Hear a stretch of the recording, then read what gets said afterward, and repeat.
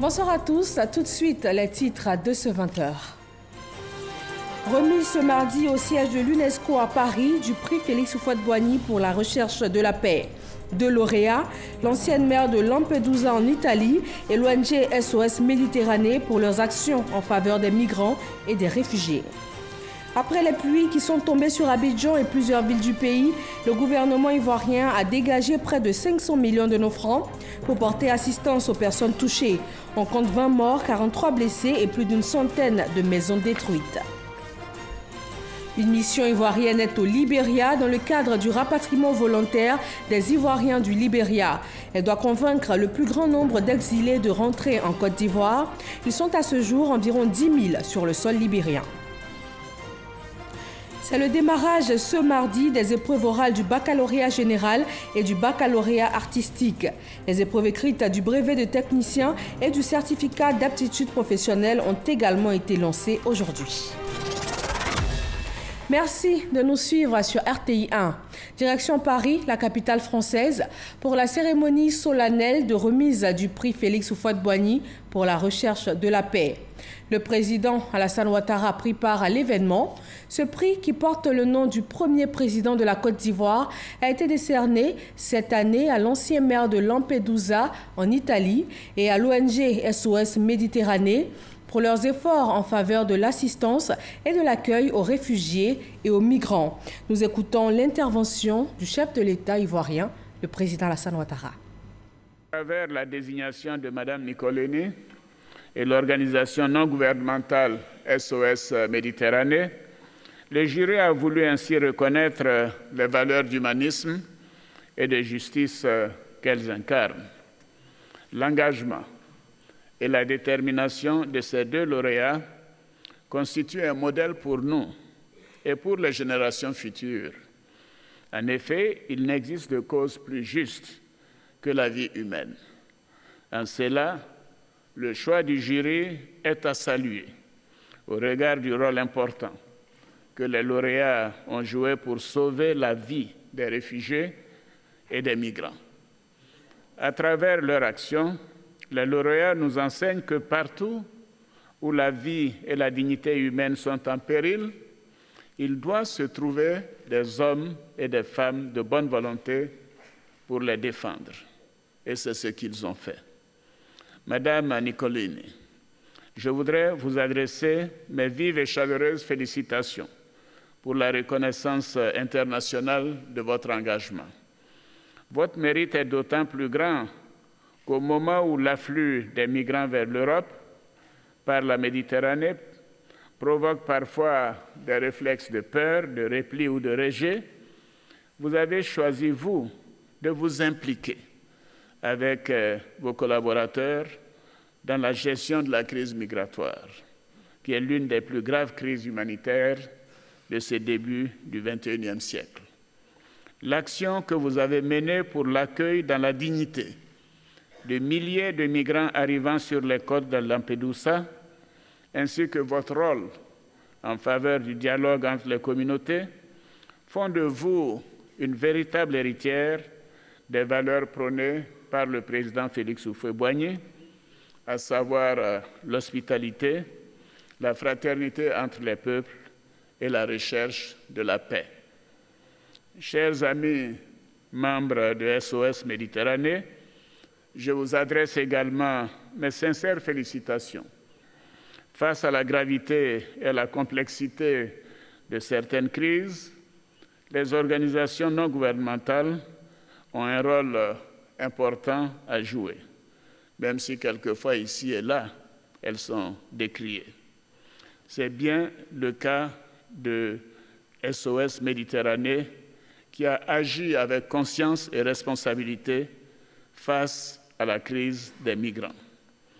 Ainsi, votre organisation a pu sauver plus de 13 000 vies humaines depuis le lancement de vos opérations de sauvetage en février 2016. Voilà, c'était là l'intervention du chef de l'État ivoirien. À présent, notre envoyé spécial à Paris, Jérôme Kofi Abolin, nous fait un point de cette cérémonie de remise de prix. Pour le siège mondial de la culture, à savoir l'UNESCO, quoi de plus normal que d'entamer cette cérémonie de remise du prix Félix Houphouët-Boigny pour la recherche de la paix par une action culturelle à travers cette chanson d'Emma Chaplin.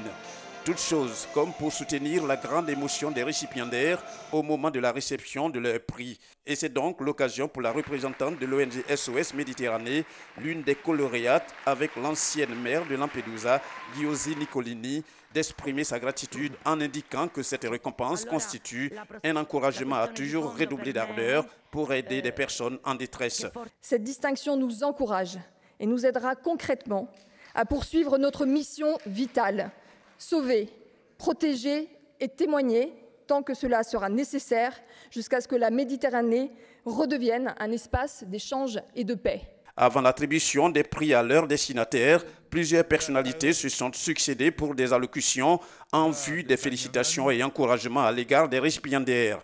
Le président Henri Konan Bédié, protecteur du prix, le faisant à saluer la présence constante du président de la République Alassane Ouattara à cette cérémonie avant de traduire le sens de ce prix conformément à la volonté de feu le président Félix Houphouët-Boigny pour la promotion de la paix. Monsieur le Président, votre présence constante à nos côtés témoigne de votre engagement résolu en faveur de la paix, la sécurité et le bonheur des populations ivoiriennes.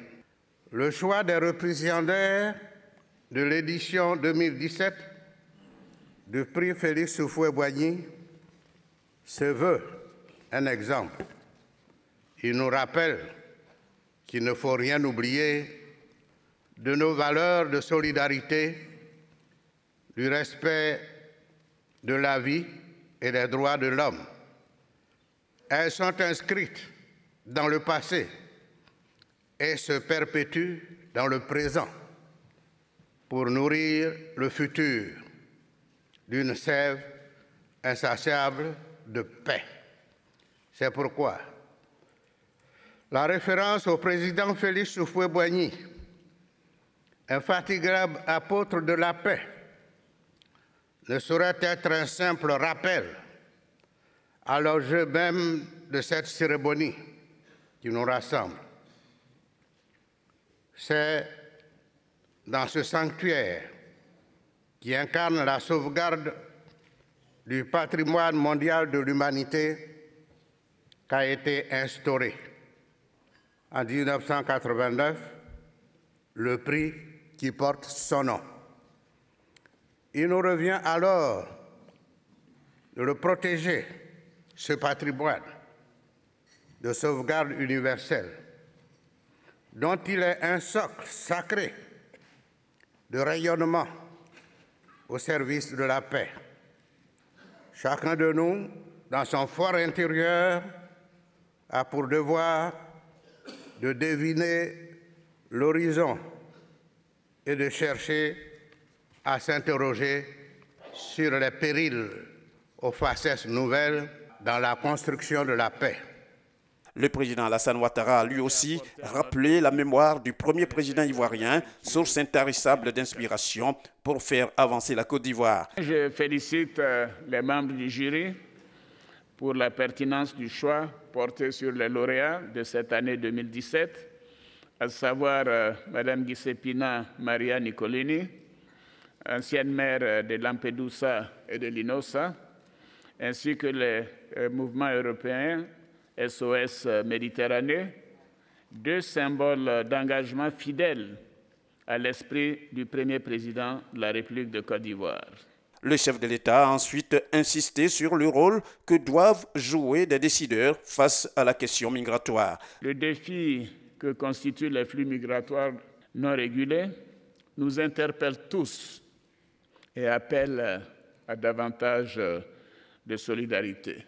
Comme je l'ai souligné récemment devant le Parlement européen à Strasbourg, la gestion de la crise migratoire nécessite un engagement de tous les instants, aussi bien des pays de départ, des pays de transit, que des pays d'accueil. À cet égard, il importe notamment pour les pays africains d'agir dans la durée et sur l'ensemble des facteurs à l'origine des flux migratoires, notamment, il faut le dire, les conflits, la pauvreté, le chômage, le changement climatique, mais aussi le déficit de liberté et de démocratie dans de nombreux pays.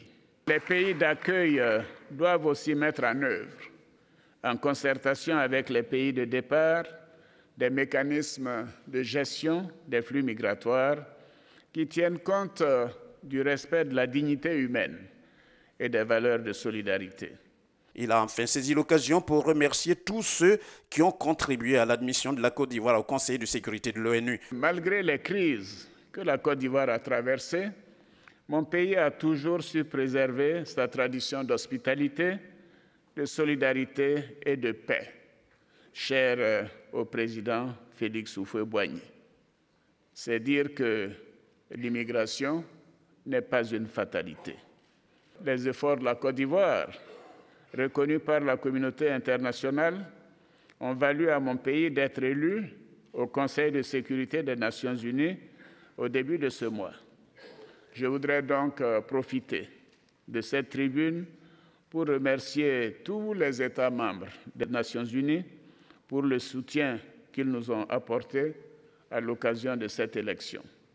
C'est dans un esprit d'ouverture et de coopération que la Côte d'Ivoire exercera son mandat au sein du Conseil de sécurité des Nations unies pour la période 2018-2019 à compter du 1er janvier 2018. En recevant ce prix pour l'édition 2017, l'ancienne maire de Lampedusa, Giusi Nicolini, et l'ONG SOS Méditerranée succèdent à l'ancien président français François Hollande, primé pour son rôle déterminant dans la crise malienne. Comme lui, ces deux lauréates ont chacune reçu une enveloppe, un diplôme et une médaille. Ces deux lauréats du prix Félix Houphouët-Boigny pour la recherche de la paix ont été choisis pour leur assistance aux réfugiés et aux migrants. Mais malheureusement, cette vague de migration continue de plus belle. Plus de 8000 migrants ont été secourus au cours des dernières 48 heures en Méditerranée, dans les eaux en face de la Libye. Selon le Haut Commissariat de l'ONU aux réfugiés, plus de 2000 personnes sont mortes ou portées disparues depuis le début de cette année en tentant de traverser la Méditerranée. Le développement de la coopération entre la Côte d'Ivoire et l'Afrique du Sud. Le sujet a fait l'objet d'une rencontre ce mardi entre le vice-président ivoirien et l'ambassadeur d'Afrique du Sud en Côte d'Ivoire, Awa Touré. Après 20 ans de coopération fructueuse avec la Côte d'Ivoire, l'Afrique du Sud veut amorcer une nouvelle étape dans les échanges économiques et commerciaux. Le nouvel ambassadeur d'Afrique du Sud en Côte d'Ivoire, pour sa première rencontre avec le vice-président de la République, depuis la présentation de ses lettres de créance il y a 4 mois, a fait le point sur les projets d'investissement de son pays en Côte d'Ivoire. Les relations avec l'Afrique du Sud, avec la Côte d'Ivoire, c'est une relation très loin. Les discussions, c'est avec l'économie, éducation, sciences, technologie, culture. Une chose très importante pour les deux pays, c'est la jeunesse. Avec l'opportunité pour la jeunesse, la création d'emplois, l'échange culturel, pas seulement culturel, mais une vraie discussion sciences, technologie. Plusieurs de compagnies, c'est dans le domaine des transports, le transport lagunaire, aussi pas seulement pour acheter le bateau ici, mais l'année prochaine, c'est créer une compagnie ici pour la construction de la bateau ici en Côte d'Ivoire. L'ambassadeur d'Afrique du Sud a par ailleurs indiqué que la Côte d'Ivoire offre plusieurs opportunités de formation aux étudiants sud-africains, notamment dans le domaine de la statistique. Le village de Sassako Begnini, à environ 14 km de Jacquesville, a un nouveau chef. Aka Aoui a été intronisé par les 2 chefs des grandes familles sur les 3 que compte le village et en présence du secrétaire général de la présidence. La cérémonie d'intronisation avec Paras reconnaît. Ce fauteuil royal inoccupé est celui de Ake Ewi, nouveau chef de village de Sassako Begnini, village situé à environ 14 km de Jacquesville dans la région des Grands Ponts. Obligé de s'installer dans cette chaise ordinaire. La raison, Ake Ewi n'est pas encore intronisé. Confirmé et reconnu par les pouvoirs du chef de terre, puis présenté aux populations, Aké-Ewi peut enfin jouir de ce fauteuil, mais pas avant ses attributs de chef. Le gros pain-kita, la canne de commandement, le chasse-mouche, les parures, la chaussure et la couronne royale. Il est ensuite investi par les chefs des grandes familles Tando et Talambo. Quand j'étais le président des jeunes, j'ai fait beaucoup de choses dans ce village et le village même m'a aimé et la population m'a aimé. En plus, c'est de cela qu'ils ont voulu que je sois le chef pour pouvoir développer ce village. Cérémonie d'intronisation qui s'est faite en présence des autorités administratives, des guides religieux, du maire de la commune de Jacquesville, par ailleurs, fils du village, et en présence du secrétaire général de la présidence, Patrick Hachi. Que le nouveau chef donne l'exemple de la courtoisie et de la fermeté dans la gestion de son village. On prie Dieu que la sagesse l'habite pour qu'il puisse conduire son village au développement. Célébrer aujourd'hui de façon traditionnelle, selon nos us et coutumes, l'intronisation d'un chef, c'est célébrer notre culture et c'est puiser à nos sources. Pour cela, cette cérémonie est très importante. La population du village de Sassako Begnini entend accompagner leur chef dans sa mission. On a un nouveau chef, nous voulons l'union, il faut que la population accompagne le chef à sa mission. Je suis vraiment contente pour l'intronisation du chef. Ça nous manquait. On va l'accompagner jusqu'au bout. À cette occasion, le secrétaire général de la présidence, après avoir reçu plusieurs présents de la part des cadres et des populations de Sassako Begnini, a été intronisé Nana Neban et fait partie désormais de la génération Wowo. Marié et père de 11 enfants, le nouveau chef de Sassako Begnini, Aké-Ewi, a lui aussi reçu de nombreux présents de la part des populations et des autres chefs venus le soutenir.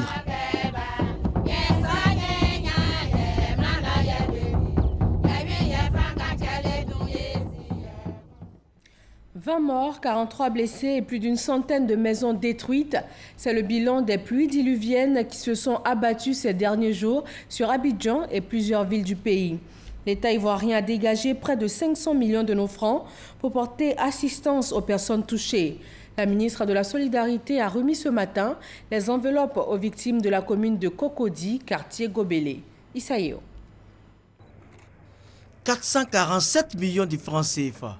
C'est le montant global de l'enveloppe dégagée par le gouvernement pour soulager les victimes des pluies diluviennes. Des pluies qui ont fait plusieurs morts, 43 blessés et plus d'une centaine de maisons détruites sur l'ensemble du territoire national. Il y a eu des pluies diluviennes, puis des inondations qui malheureusement ont causé beaucoup de dégâts, des pertes en vie humaine. Jusqu'à hier, on en était à 20. Des blessés, jusqu'à hier, on en était à 43.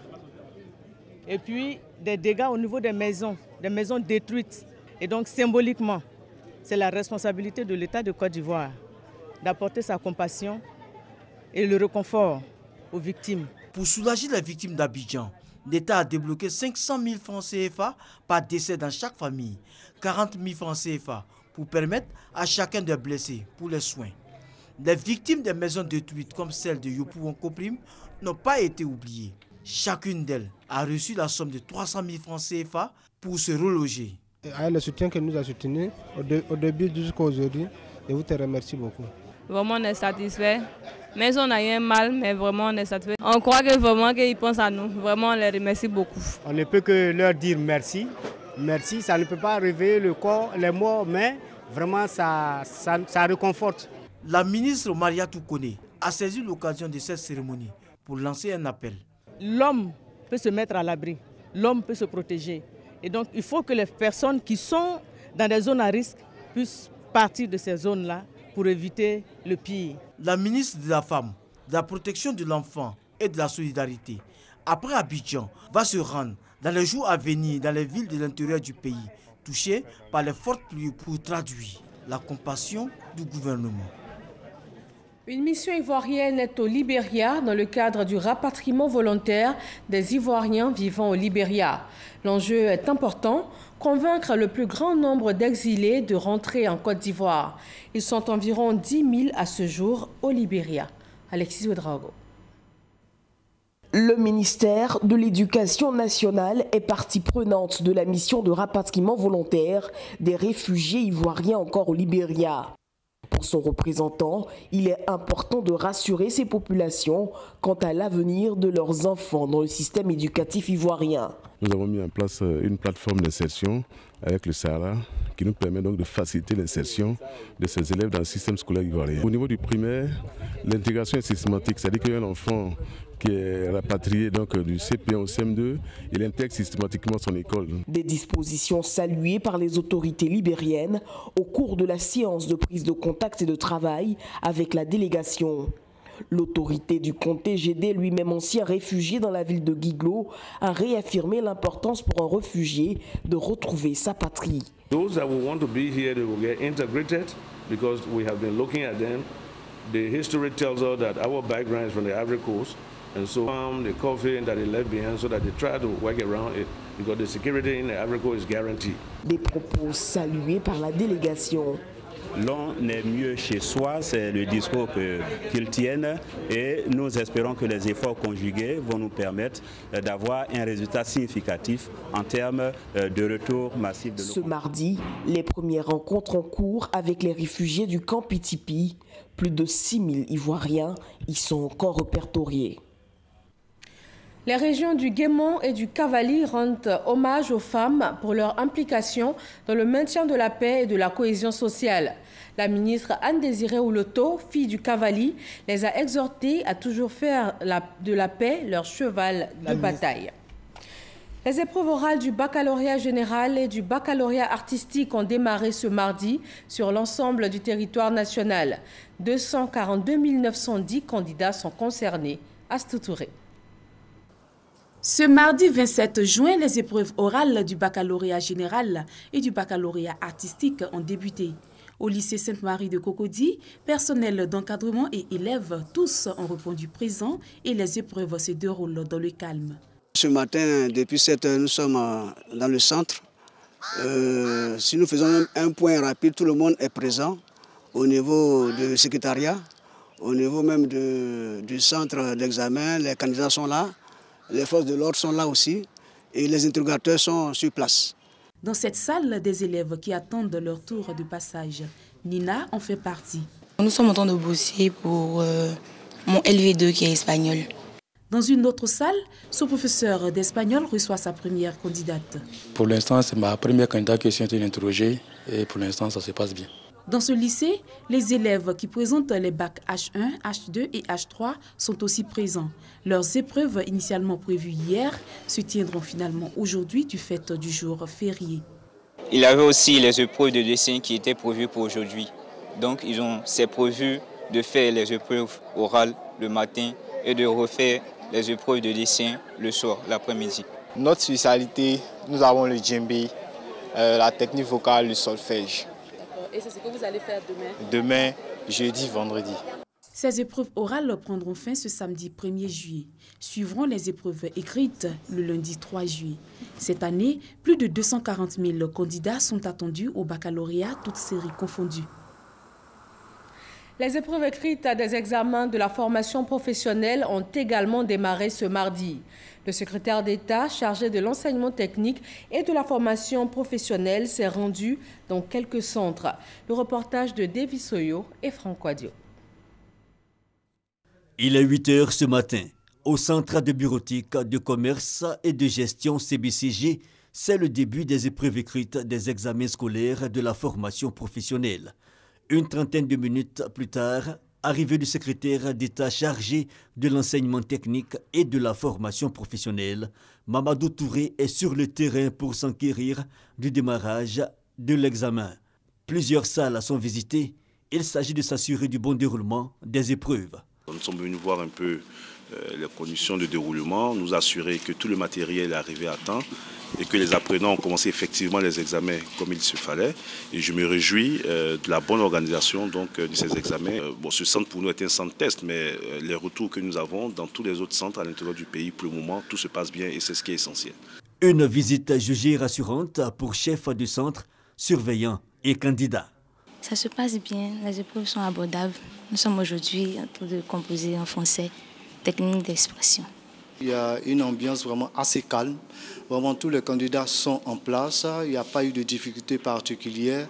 La première épreuve, elle est lancée et les candidats sont en train de composer donc, dans de bonnes conditions. Plus de 16 000 candidats prennent part à la session 2017 des examens scolaires de la formation professionnelle. Ces examens concernent, entre autres, les candidats au BP, au CAP, au BT, au CQP et au BEP.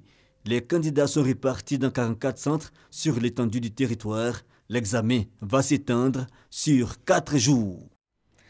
À Daloa, dans la région du Haut-Sassandra, 442 candidats affrontent les épreuves. C'est au centre de bureautique, de communication et de gestion de Daloa que le lancement a été fait par le préfet de région du Haut-Sassandra, Gana Konaté. Les candidats à l'examen du brevet de technicien de l'enseignement professionnel ont commencé les épreuves écrites ce mardi matin. Et c'est au CBCG de Daloa que les premières épreuves ont été lancées par le préfet des régions. 442 candidats composent dans 14 salles en raison de 31 candidats par salle. L'ambiance était plutôt calme avec la présence de tous les examinateurs ainsi que des élèves qui planchaient sur la première épreuve. Nous avons l'épreuve de technique d'expression et je trouve le sujet très abordable. Je pense que ça peut bien aller pour la composition. En tout cas, le sujet est très abordable parce que pas du combat pour l'accès des filles à l'éducation. Les candidats au baccalauréat général ont aussi mis le pied à l'étrier ce mardi avec la phase orale. Candidats et examinateurs sont à la tâche. Sir, here the son want to marry one girl, but the father don't want. He take one girl to give his son. Et ce candidat m'a beaucoup impressionné. Vous avez entendu, il a 14 ans, très jeune, mais il a bien compris le test, il s'est bien exprimé. Les candidats sont face aux examinateurs dans les disciplines comme le français, l'anglais, l'allemand ou l'espagnol. Ces épreuves orales s'étendront jusqu'au vendredi 30 juin prochain. Quant aux épreuves écrites, elles sont prévues pour se tenir du lundi 3 au vendredi 7 juillet. Pour la direction régionale de Gbeke, ils sont plus de 1500 candidats à affronter les épreuves écrites du brevet de technicien et du certificat d'aptitude professionnelle. 3 centres de composition et la journée s'est déroulée dans de bonnes conditions. Soro Corona, Kwadjo Kwame.